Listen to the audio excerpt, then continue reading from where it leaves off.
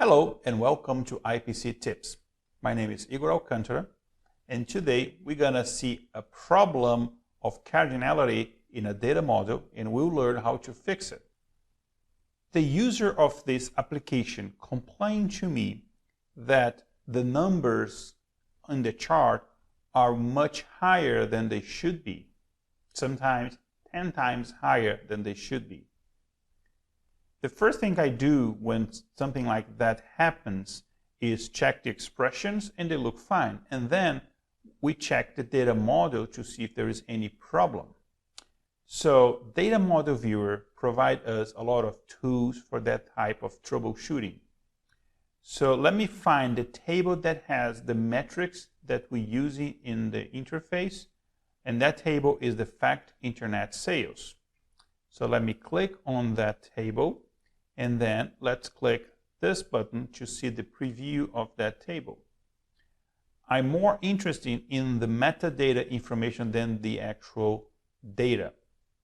So let's check the number of rows, and then right away I see there is a problem because I know that the number of rows in this table should be something around 58,000, but I see a number much higher. It's 640,000. So why do we have a much higher number? That for sure explains why the numbers in the user interface are much higher. So let's investigate the source code, the script for this, to see if there's any problem. Then let's go to the script, and because we have our sections organized, we can easily find our fact table. So that's the fact table. We're loading data from a database. We're actually limiting one particular field. And then we have a join to another table.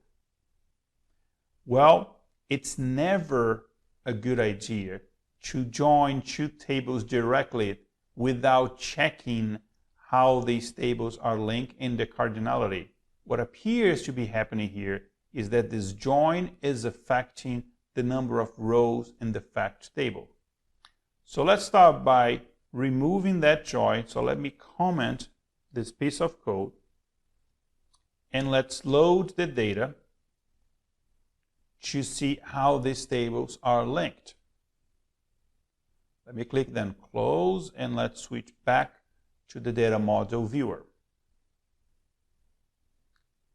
Let's find the fact table, and then let's also find the sales territory table, the one that we were joining. Well, that table is actually an island table. The table is not linked to fact. So when we ask Qlik to join these two tables together because they have no links, what happens is a Cartesian product. Qlik will link every single row in one table to every single row in the other table. So each row here will have a record for that. So we're basically multiplying the number of rows. And that's never a good idea. We should have a link between them if we want to join. Let's then check how many rows we have in both tables. Let's start with sales territory. Let me click preview, and we have only 11 rows. So 11 rows created that whole problem. Now let's click fact internet sales, and that's the number expected, around 58,000. So if we take that times 11, that explains why we have more than 640,000 rows. There are two solutions to this problem. We can find the field in sales territory that is the link to fact internet sales and then keep the join, or we can keep this table separate but making sure they link to each other. I prefer making them separate because the concept of a fact table is that a fact table only have two types of fields. A fact table is the table that contains your measures, your numbers that will be displayed as aggregations in the visualization. The other type of field that a fact table contains are the key fields that link to the fact table to the dimensional tables. If we join sales territory to fact, we break in that rule because there are fields in sales territory that are descriptive, like sales territory group, sales territory image, and so on. They are not keys, they are not measures. So it's a good idea to keep them separate. Let's find them. What is the key? Let's start with the fact table. Is there any key here that is a good candidate to be the link to sales territory? Well, we do have a sales territory key. We do not have that in the sales territory table. So let's then switch back to the script and let's take a look at sales territory. So sales territory key exists in the SQL statement, is the very first column. However, is not linked in the preceding load. And the preceding load, it's your final load statement. So if you forget a field in here, then that field is removed from the data model. So I need to make sure to include that. So I can copy that and include to my preceding load statement. Then if I reload the script, this field will be included. However, I am in the fact section. Sales territory does not belong to the fact section anymore. So I can select this and cut and add to a new section. So we can add a new section, for example, at the very end. We can call it sales territory and paste the code. We can even remove this comment that says join to the fact because we no longer need it, and we load the data.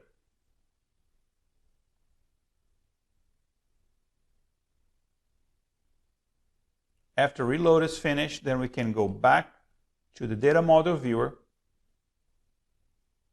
and then let's take a look at both tables again. Fact internet sales is now linked to the sales territory by sales territory key. Always check the number of rows to make sure you have it correctly. So 11 rows in sales territory and around 58,000 in the fact internet sales.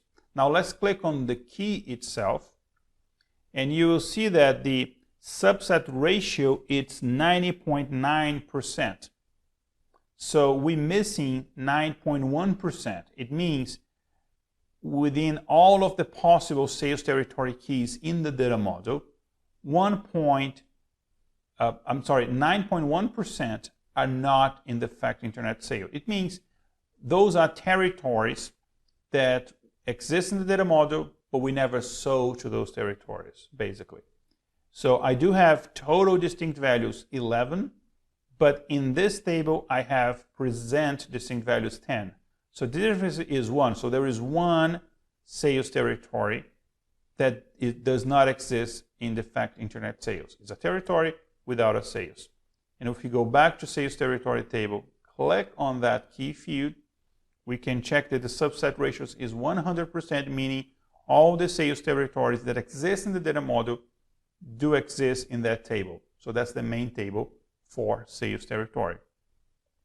And we do have the number of distinct values and the present distinct values are the same. They're both 11, which is the number of rows in the column. So that's the primary key also for that table. Today's video, we learn how to fix Cartesian product problems, and also we learn something about a star schema and snowflake schema that we'll cover with more details in future videos. I hope you enjoyed this video.